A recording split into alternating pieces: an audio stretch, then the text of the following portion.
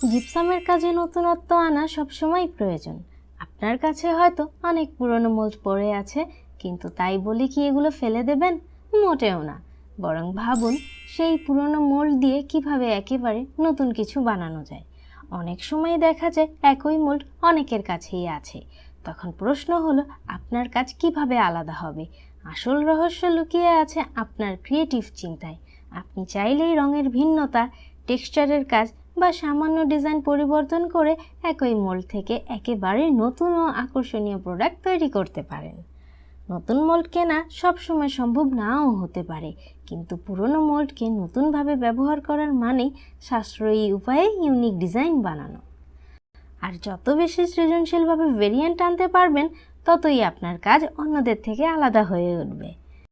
তাই নতুন মোল্ডের জন্য অপেক্ষা না করে পুরনো মোল্ডকেই দিন নতুন রূপ, নতুন প্রাণ আর নতুনত্বের স্পর্শ।